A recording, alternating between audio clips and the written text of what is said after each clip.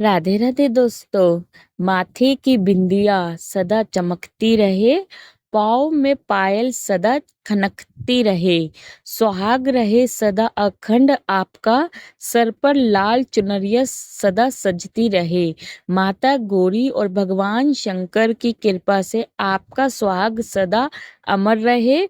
आप सभी को हरियाली तीज की हार्दिक शुभकामनाएं। आज की इस वीडियो में आप सुनिए हरियाली तीज में सुनने जाने वाली कहानी।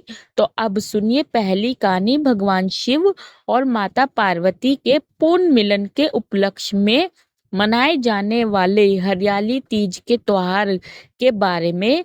कहा जाता है कि भगवान शिव जी अपनी पत्नी सती के आत्मदाह के बाद उनको खोने का दुख सहन करने में समर्थ नहीं थे। इस दुख के दौर में उन्हें सांसारिक मामलों में रुचि को खो दिया था और तपस्या में लीन हो गए थे। आदि शक्ति माता सती ने भगवान शिव शंकर को स्थिति से बाहर निकालने के लिए और भगवान शिव को पुनः पति के रूप में पाने के लिए 107 जन्म लिए, लेकिन वह असफल रहे। उनका 108वां जन्म पर्वतराज हिमालय और रानी मैनावती की पुत्री पार्वती के रूप में हुआ था। अपने 108वें जन्म में मां पार्वती के कठोर तप से खुश होकर सावन मास की शुक्ल पक्ष की तृतीया को भगवान शिव माता पार्वती के साथ विवाह करने के लिए तैयार हो गए थे। तभी से ऐसी मान्यता है कि इस व्रत को करने से मां पार्वती खुश होकर अखंड सुहाग का आशीर्वाद देती है। तीज के दिन महिलाएं शिव और पार्वती का पूजन करती है और बिना खाए पिए पूरा दिन व्यतीत करती है। फिर अगले दिन सुबह स्नान करके पूजा के बाद व्रत पूर्ण करके भोजन को ग्रहण करती है। तो आइए अब सुनिए हरियाली तीज की व्रत कथा। एक बार भगवान शिव ने जन कल्याण के लिए मां पार्वती को उनके कठिन तपस्या का स्मरण कराते हुए तीज की कथा सुनाई थी। भगवान शिव कहते हैं, हे गौरी पर्वतराज हिमालय पर गंगा के किनारे तुमने अपनी बाल्य व्यवस्था में अधोमुखी होकर कठिन तप किया था। इस अवधि में तुमने अन्न ना खाकर केवल हवा और सूखे पत्तों का सेवन किया था। माघ मास की शीतलता में तुमने निरंतर जल में प्रवेश करके तप किया और वैशाख की जला देने वाली गर्मी में पंचांगिन से शरीर को तपाया था। श्रावण मास की मूसलाधार वर्षा में खुले आसमान के नीचे बिना अन्न और जल ग्रहण किए तुमने समय बिताया दिया था। तुम्हारी इस कष्टदायक तपस्या को देखकर तुम्हारे पिता बहुत दुखी हुए और नाराज होते थे। तब एक दिन तुम्हारी तपस्या और तुम्हारे पिता की नाराजगी को देखकर नारद जी तुम्हारे घर पधारे। तुम्हारे पिता द्वारा आने का कारण पूछने पर नारद जी ने कहा, हे राज, मैं भगवान विष्णु के भेजने पर ही यहाँ आया हूँ। आपकी पुत्री की घोर तपस्या से प्रसन्न होकर विष्णु भगवान जी उनसे विवाह करना चाहते हैं। इस बारे में आपकी क्या राय है? नारद जी की बात को सुनकर पर्वतराज हिमालय बहुत खुश के साथ बोले, हे मुनिवर, यदि स्वयं भगवान विष्णु मेरी कन्या का वरण करना चाहते हैं तो मुझे क्या आपत्ति हो सकती है? वह तो साक्षात ब्रह्मा है। यह तो हर पिता की इच्छा होती है कि उसकी पुत्री सुख समृद्धि से युक्त पति के घर की लक्ष्मी बने। नारद जी तुम्हारे पिता की स्वीकृति पाकर विष्णु जी के पास गए और उन्हें विवाह तय होने का समाचार सुनाया। परंतु जब तुम्हें विवाह के बारे में पता चला तो तुम्हें बहुत दुख हुआ। तुम्हें इस प्रकार से दुखी देखकर तुम्हारी एक सहेली ने दुख का कारण पूछा। तब तुमने बताया कि मैंने सच्चे मन से भोलेनाथ का वर्ण किया है, परंतु मेरे पिताजी ने तो मेरा विवाह विष्णु जी के साथ तय कर दिया। मैं धर्म संकट में हूँ। अब मेरे पास प्राण त्याग देने के अलावा और कोई उपाय नहीं बचा है। तुम्हारी सखी बहुत समझदार थी। उसने कहा, प्राण त्याग देने ही समस्या का हल नहीं होता। संकट के समय धैर्य से काम लेना चाहिए। नारी के जीवन की सार्थकता इसी में ही है कि जिसे मन से पति के रूप में एक बार आवरण कर लिया, जीवन भर उसी से निवारण करे। सच्ची आस्था और एक निष्ठा के सामने तो स्वयं भगवान भी असहाय है। मैं तुम्हें घने वन में ले चलती हूँ, जो साधना के लिए सही स्थान है, और जहाँ तुम्हारे पिताजी तुम्हें खोज नहीं पाएंगे। मुझे पूर्ण विश्वास है कि ईश्वर अवश्य ही तुम्हारी सहायता करेंगे। तब अपनी सखी की बात सुनकर और मानकर तुमने ऐसा ही किया। तुम्हारे पिता तुम्हें घर में ना पाकर बड़े दुखी, चिंतित हुए। वे सोचने लगे कि मैंने तो विष्णु जी से अपनी पुत्री का विवाह तय कर दिया। यदि विष्णु जी बारात लेकर आ गए और कन्या घर पर नहीं मिली तो बहुत अपमान होगा। ऐसा विचार करके पर्वतराज हिमालय ने चारों ओर तुम्हारी खोज शुरू कर दी। इधर वे सब तुम्हें खोजते रहे और उधर तुम नदी के किनारे एक गुफा में मेरी आराधना में लीन रहने लगी। श्रावण मास की शुक्ल पक्ष की तृतीय तिथि को हस्त नक्षत्र के समय तुमने मिट्टी के शिवलिंग का निर्माण किया और रात भर मेरी सूती में गीत गाकर जागरण किया। तुम्हारी इस कठोर तपस्या के प्रभाव से मेरा आसन हिलने लगा और मैं शीघ्र ही तुम्हारे पास पहुंच गया और तुमसे वर मांगने को कहा। तब अपनी तपस्या के फल स्वरूप मुझे अपने सामने पाकर तुमने कहा, मैं सच्चे मन से आपका पति के रूप में वरण कर चुकी हूँ।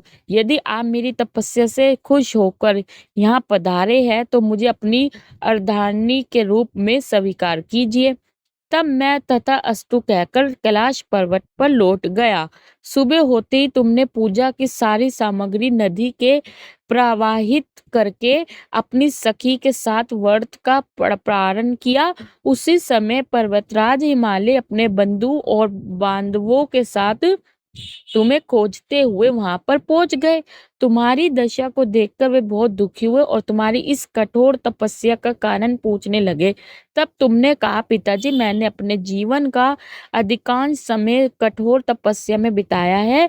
मेरी इस तपस्या का उद्देश्य भगवान शिव को पति के रूप में प्राप्त करना है और आज मैं अपनी तपस्या की कसौटी पर खरी उतर चुकी हूँ। आज मेरी तपस्या सफल हो गई है क्योंकि मेरा विवाह विष्णु जी के साथ करने का निश्चय कर चुके थे। इसलिए मैं अपने आराध्य की तलाश में घर से निकल गई। अब मैं आपके साथ इसी शर्त पर चलूंगी कि आप मेरा विवाह भगवान शिव के साथ करेंगे। तब पर्वतराज हिमालय ने तुम्हारी इच्छा को मना लिया और तुम्हें घर वापस ले गए। कुछ समय बाद उन्होंने पूरे विधि और विधान के साथ हम दोनों का विवाह कराया। भगवान शिव ने कहा, हे पार्वती, सावन मास के शुक्ल पक्ष की तृतीय तिथि को तुमने मेरी आराधना करके जो व्रत किया था उसी के फल स्वरूप हम दोनों का विवाह हुआ था। भगवान शिव ने पार्वती जी से कहा, जो भी स्त्रियां पूरी निष्ठा और श्रद्धा के साथ इस दिन व्रत करके तुम्हारी पूजा करेगी, मैं उन्हें अचल सुहाग प्रदान करूंगा। बोलिए माता पार्वती और भगवान शंकर की जय। अब आप सुनिए दूसरी कहानी। एक गांव में एक पूजा नाम की लड़की अपने माता पिता के साथ रहती थी। वो बहुत ही गरीब थे। पूजा भगवान शिव की पूजा किया करती थी। हर सावन के महीने में वो रोज मंदिर जाती थी और भगवान शिव का पूजा और पाठ किया करती थी। धीरे धीरे पूजा विवाह के योग्य हो गई। पूजा के माता पिता और पूजा की शादी की चिंता होने लगी। वे सोचते थे कि पता नहीं पूजा का विवाह हम कैसे करेंगे। पूजा को हरियाली तीज का त्योहार बहुत ही पसंद था। जब हरियाली तीज आती थी तब वह सबके साथ बहुत ही खुशी से उस त्योहार को मनाती थी। एक दिन पूजा बाजार गई। उसे वहां शिवा नाम का एक लड़का मिला जिसे पूजा देखती पसंद आ गई। शिवा बहुत ही अमीर था। वह पूजा के पास आया और उससे बात करने लगा। शिवा को पूजा का स्वभाव भी बहुत पसंद आया। उसने मन में सोच लिया कि मैं इसी लड़के से विवाह करूंगी। फिर पूजा अपने घर चली जाती है। इधर शिवा भी अपने घर आकर माँ से शादी की बात करता है और पूजा के बारे में उन्हें बताता है। शिवा की माँ को जब यह पता लगा कि पूजा बहुत गरीब है तो वह शादी से इनकार कर देती है।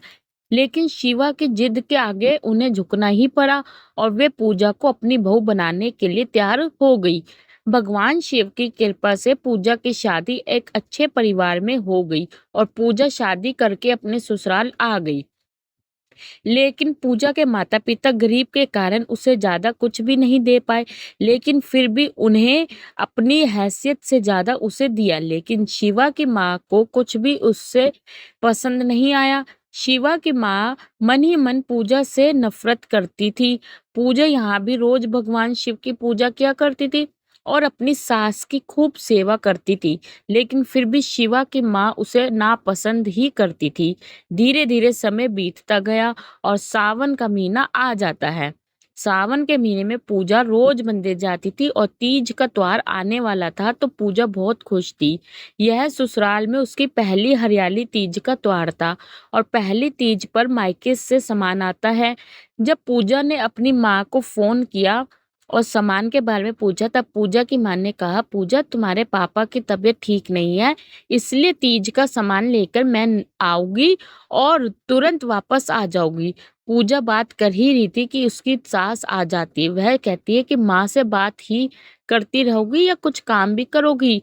पूजा फोन रख देती है और कहती है, माँ जी हरियाली तीज आने वाली है और पहली बार मायके से सामान आता है, बस उसी के बारे में मैं अपनी माँ से बात कर रही थी। फिर पूजा अपने काम में लग जाती है। हरियाली तीज से पहले पूजा तीज की तैयारियों में लग जाती है, तब भी तीज का सामान लेकर उसकी माँ उसके घर आती है। पूजा अपनी माँ को बिठाती है और अपनी सास को बुलाती है। उसकी सास सोचती है कि यह गरीब क्या सामान लेकर आई होगी। इधर पूजा अपनी माँ से बात करती है और बहुत देर हो जाती है। तो पूजा की माँ कहती है, पूजा मुझे अब जाना है, नहीं तो बस निकल जाएगी। तुम अपनी सास को बुला दो, मैं अपने हाथ से उन्हें यह सामान दे दूं। पूजा कहती है, ठीक है माँ, मैं अभी बुलाती हूँ। पूजा अपनी सास को फिर बुलाती है तो थोड़ी देर बाद उसकी सास बाहर आती है और पूजा की माँ कहती है कि पूजा की पहली हरियाली तीज है, इसलिए उसके लिए कुछ सामान लाई हूँ। फिर पूजा की माँ उसकी सास को एक लिफाफा भी देती है जिसमें 1001 थे। यह देखकर पूजा की सास चिढ़ जाती है और कहती है कि गरीब कहीं के कम से कम एक अंगूठी ही बनवा लेते, यह क्या सिर्फ 1001। मेरी तो किस्मत ही खराब है जो मेरे बेटे को यह लड़की पसंद आई। यह कहकर पूजा की सास अंदर चली जाती है। तब पूजा रोने लगती है और उसकी माँ उसे समझाती है और वह अपने घर के लिए निकल जाती है। अगले दिन हरियाली तीज का त्योहार था और पूजा और उसकी सास ने व्रत रखा था। पूजा ने भगवान शिव और माता पार्वती की पूजा की। पूजा अपने कमरे में तेज के लिए तैयार हो रही थी कि अचानक उससे अपनी सास के कमरे में से एक आवाज आई। वह दौड़कर अपनी सास के कमरे की तरफ गई। उसने बहुत देर तक दरवाजा खटकाया लेकिन दरवाजा नहीं खुला। फिर पूजा खिड़की से अंदर जाने लगी तो खिड़की के शीशे से उसके चोट लग गई और खून निकलने लगा। पूजा अंदर गई तो देखा उसकी सास जमीन पर बेहोश पड़ी है। उन्हें देखकर वह हैरान रह गई। फिर उसने अपनी सास को बेड पर लिटाया और उनके चेहरे पर पानी के छींटे मारे। तब उसकी सास को होश आ गया और पूजा ने पूछा कि आप ठीक है माँ जी? तो वह कहती है, हाँ बेटा मैं ठीक हूँ। फिर पूजा की सास पूजा की चोट देखती है तो पूछती है, पूजा तुम्हें चोट कैसे लगी? पूजा कहती है, माँ जी आपके दरवाजे का गेट अंदर से बंद था, इसलिए मैं खिड़की के रास्ते से आई हूँ।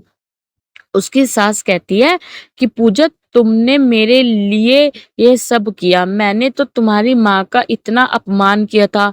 तब पूजा ने कहा, आप भी तो मेरी माँ है। पूजा की सास को बहुत पछतावा होता है। वे सोचती है कि मैंने हमेशा इसकी गरीबी का मजाक उड़ाया। यह फिर भी मेरी इतनी चिंता करती है। अब वह दिल से पूजा को चाहने लगती है। फिर दोनों सास बहुएं मिलकर तीज का त्योहार मनाया और भगवान शिव और माता पार्वती की पूजा की। इसके बाद उसकी सास ने फोन पर उसकी माँ से माफी भी मांगी। भगवान शिव और माता पार्वती की जय। इसी के साथ ही कथा संपूर्ण होती है।